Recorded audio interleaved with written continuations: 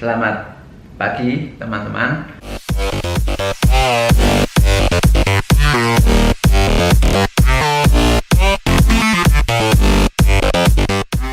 Untuk video kali ini saya akan menjawab beberapa komentar dari teman-teman ya.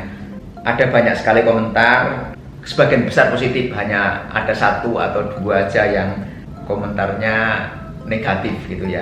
Jadi mungkin nggak apa-apa lah, mungkin mereka belum tahu atau belum dapat informasi yang sebenarnya.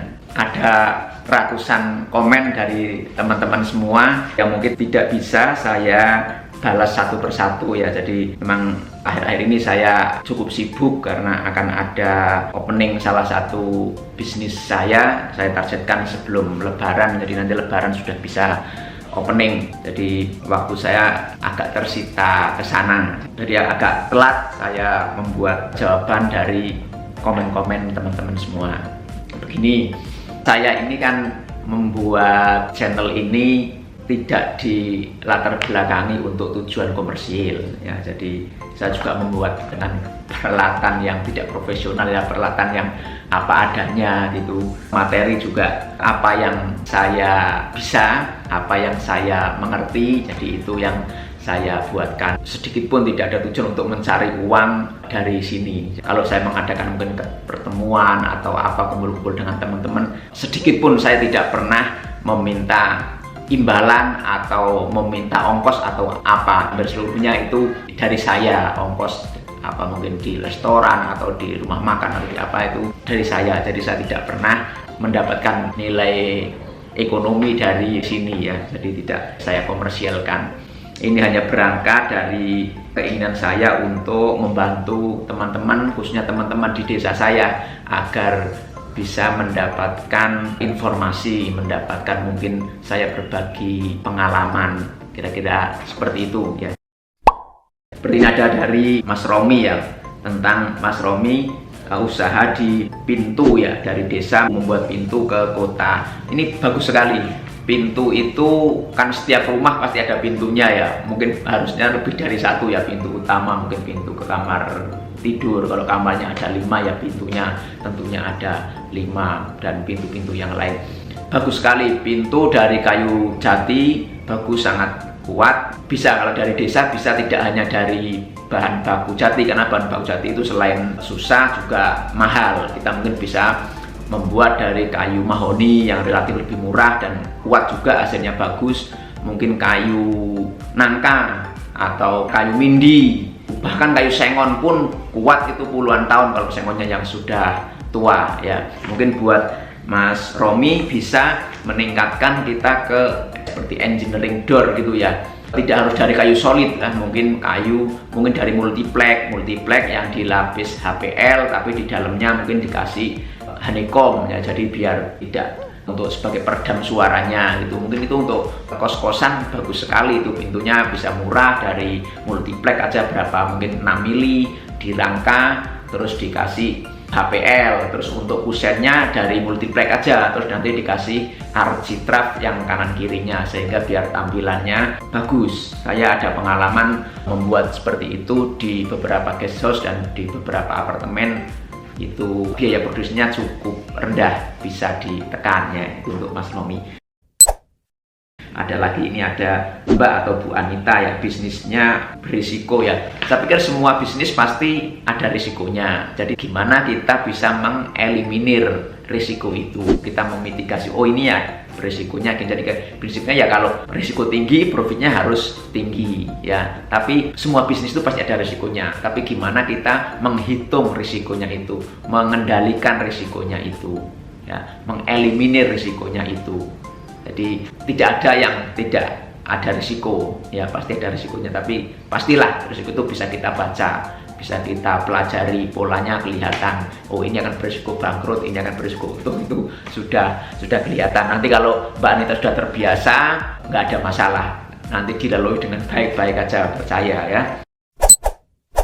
Mas Paris ini berusaha di bahan bangunan, bagus. Bahan bangunan itu kan bisnis yang barang yang didagangkan itu tidak pernah basi ya. Mungkin kalau masalah trennya expired atau apa, saya pikir bisa puluhan tahun, seperti mungkin engsel, handle, kunci itu kan ya modelnya ya tidak sering-sering berganti, nggak kayak fashion ya. Jadi bisnis yang bagus ya, yang penting kita di inventory, di stok kita teliti, kalau ada kenaikan harga kita teliti, kita baik sama supplier sama prinsipal, bagus ya. Semoga tambah maju ya untuk Mas Faris.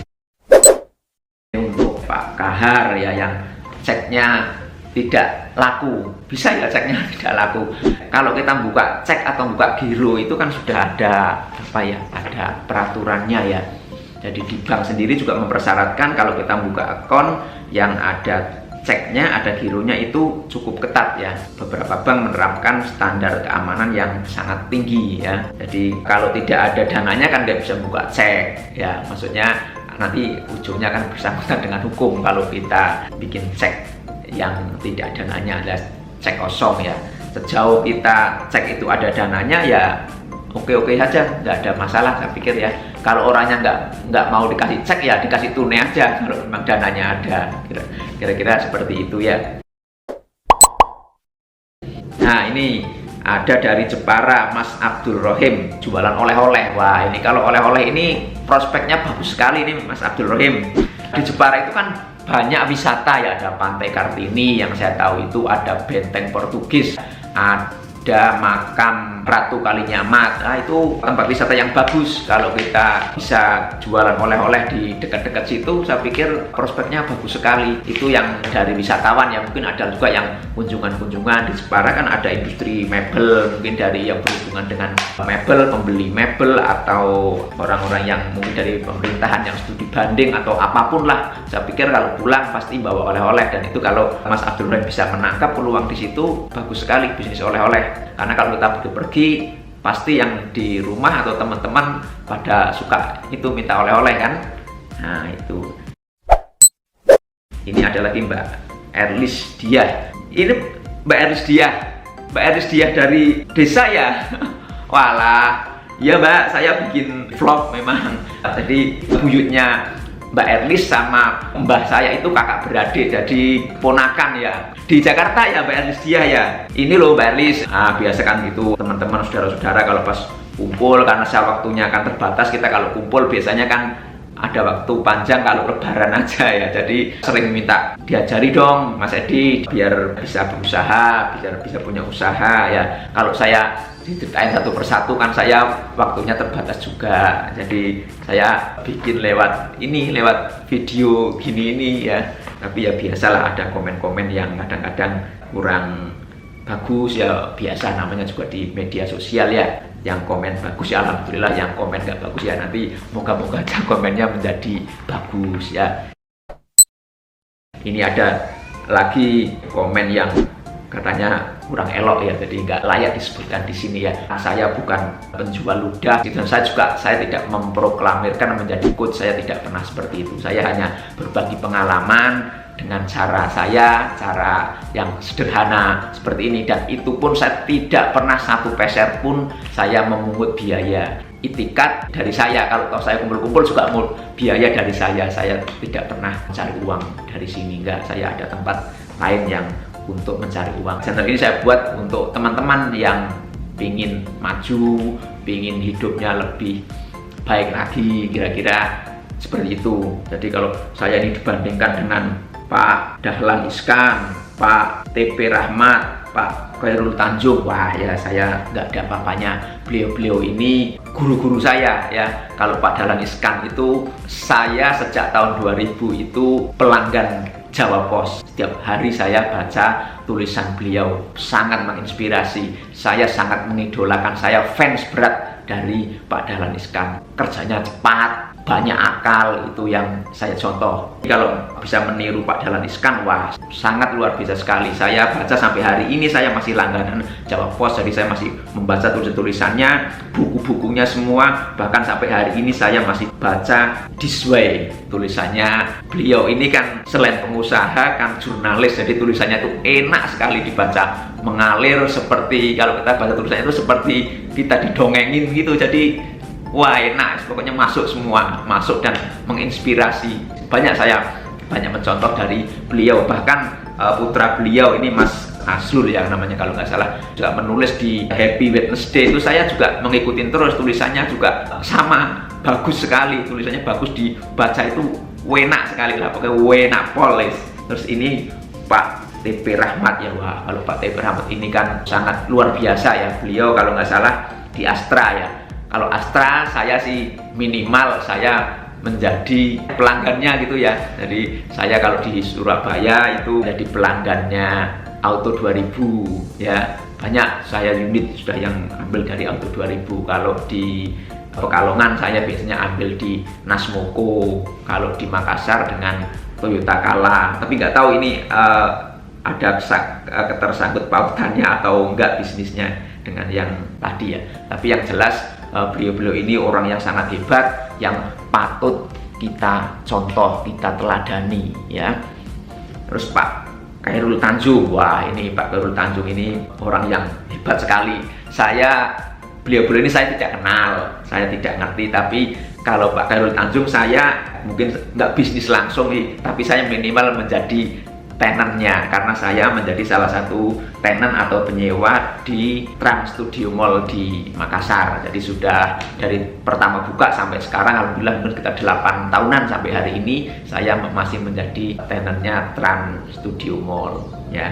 Saya juga menjadi nasabahnya Bank Mega ya. Jadi mas-mas yang berkomentar bukan nyinyir ya, mungkin kalau pakai kata-kata nyinyir kok kayaknya kurang tepatnya, mungkin karena mas-mas ini mungkin belum pada tahu, masih belum paham, jadi ya nggak apa-apa. Mas-mas yang di sini yang komentarnya masih kurang bagus, semoga bisa mencontoh beliau ini. Jadi kalau kita komentarnya nggak bagus, komentarnya apalagi dengan kata-kata yang tidak elok ya, kalau orang Jawa bilang ora ilok gitu.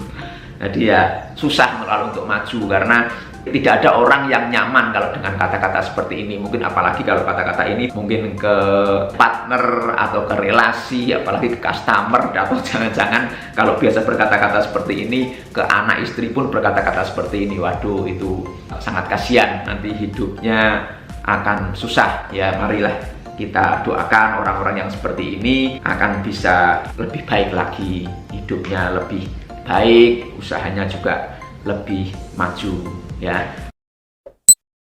Di kolom komen ini juga ada yang menanyakan apa sih sebenarnya usahanya, kok ngomong doang omdo ya. Enggak, saya juga enggak omong doang. Usaha saya receh ya, insya Allah enggak besar banget ya, belum. Jadi masih ya, siapa tahu bisa jadi besar nanti. Kalau enggak di saya, minimal mungkin di generasi kedua saya ya. Jadi usaha saya ada beberapa, yang jelas saya tahun 1991 saya sudah menjadi eksportir furniture. Saya ada beberapa buyer di Jordan waktu itu, di Australia, di Amerika, lewat trader orang Singapura, orang Taiwan. Jadi saya sudah memulai dari tahun 1991 di lingkungan industri Semarang ya. Jadi sudah saya mulai dari dulu, jadi ada bisnis, jadi saya nggak omdo ya. Ya sekarang saya ada juga melebar ke tahun 2000 saya masuk ke pasar lokal, jadi saya jualan mebel furniture di pasar lokal. Sekarang juga ada bisnis di interior kontraktor, karena ada permintaan juga. Saya lihat ada peluang di kontraktor sipil, saya juga masuk ke kontraktor sipil. Terus ada lagi penawaran menjadi rental mobil, saya juga rental mobil, tapi khusus untuk ke corporate ya, khusus ke perusahaan. Jadi saya biar ngelolanya lebih gampang, saya rental mobil ke perusahaan, itu lebih gampang. Selain itu juga ini lagi saya rintis usaha baru, destinasi wisata ya. Insya Allah doakan aja teman-teman, nanti untuk Lebaran sudah bisa opening, mungkin walaupun mungkin baru soft opening. Nanti di sana ada taman bermain anak, jadi kayak playground gitu, ada cafe menyatu di situ, ada kolam renang, ada guest house, terus ada minimarket, terus ada permainan edukasi yang mungkin mini zoo atau dan yang lainnya. Jadi bisnis saya itu ya karena saya ditanya, jadi saya jawab saya nggak ada niat untuk pamer atau apa. Kalau toh dipamerkan juga cuma gitu aja kok dipamerkan ya. Jadi belum pantas dipamerkan juga sebenarnya, cuma karena ada tanya ya sebaiknya saya jawab. Jadi kalau receh sekali ya saya pikir juga tidak juga ya. Oke teman-teman, buat teman-teman yang sudah komen terima kasih. Semoga usaha teman-teman semua bisa lebih maju, dibarokai sama Allah ya. Untuk Mbak Erlis terima kasih, semoga di Jakarta tambah maju ya. Nanti kita ketemu di desa, mungkin bisa ngobrol-ngobrol lebih banyak lagi ya. Sementara itu dulu, nanti kapan-kapan kita sambung. Terima kasih. Assalamualaikum warahmatullahi wabarakatuh.